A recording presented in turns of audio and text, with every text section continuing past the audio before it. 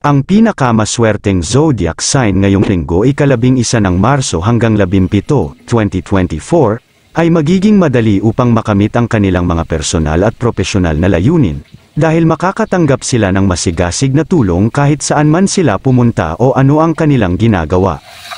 Isinasaad ng astrolohiya na ang nangungunang 4 na zodiac sign ay tumatanggap ng paborableng enerhiya mula sa astrological universe, na nagreresulta sa pare-parehong swerte at mga pakinabang sa iba't ibang aspeto tulad ng trabaho, pag-ibig, negosyo, at pinansyal na pagsisikap. Scorpio, ang lahat ay nasa panig ng Scorpio, na hinihikayat kang ituloy ang iyong mga hilig at layunin. Kaya kung ikaw ay isang maswerteng zodiac sign sa linggong ito Marso 11 hanggang 17, samantalahin ang pagkakataong mapabilis ang iyong mga plano, at walang alinlangan na makakamit mo ang napakatalino na mga resulta ngayong katapusan ng linggo. Maging ito ay isang revenue or profit goal, it will be met quickly. Kapag narinig ang iyong mga kontribusyon o opinyon, dapat mag-ingat ang Scorpio na tumutuon lamang sa mga isyo na nakikinabang sa pinakamaraming tao.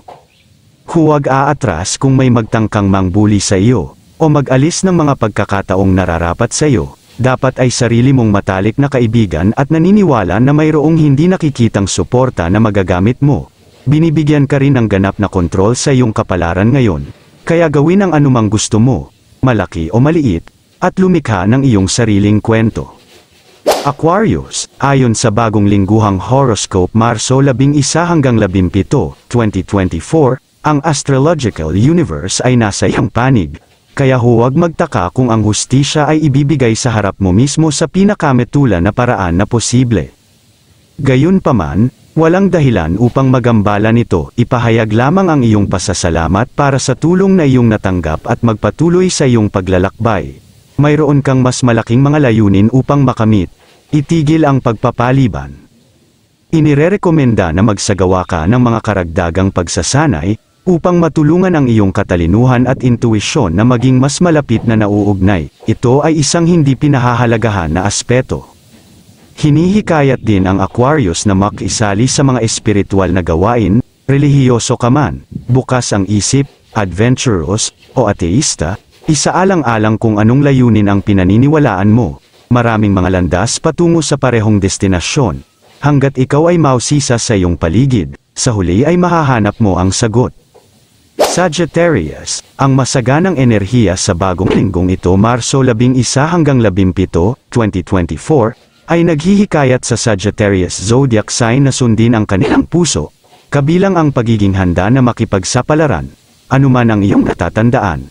Isulat ito upang makarating ka sa ilalim nito, dahil ang iyong mga pagpapala sa cosmic ay nasa daan pa rin. Ikaw ay napakatalino at alam kung ano ang eksaktong gagawin upang makamit ang iyong mga layunin at masiguro ang iyong at ang iyong pamilya kinabukasan. Huwag hayaan ang anumang bagay na malito ka ngayon, malapit na magbunga ang iyong mga pagsisikap, at gagantimpalaan ka ng sag-anang. Siguraduhin lamang na hindi mo uunahin ang materyal na pag-aari higit sa lahat sa buhay, mamahinga at tamasahin ang paglalakbay. Naghihintay sa iyo ang mga kagiliw-giliw na pakikipagsapalaran sa landas na ito.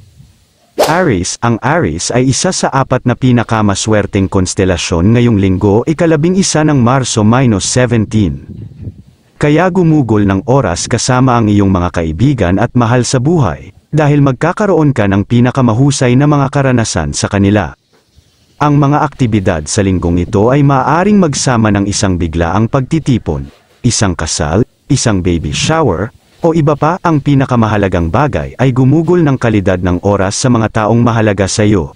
Ipinangako na ang schedule ng trabaho sa linggong ito ay magiging lubhang favorable, kung saan ang lahat ay nangyayari ayon sa plano at bumubuo ng ninanais na kita, kahit na ang mga hindi nagsasagawa ng negosyo ay tumatanggap ng mapagbigay at mahahalagang regalo.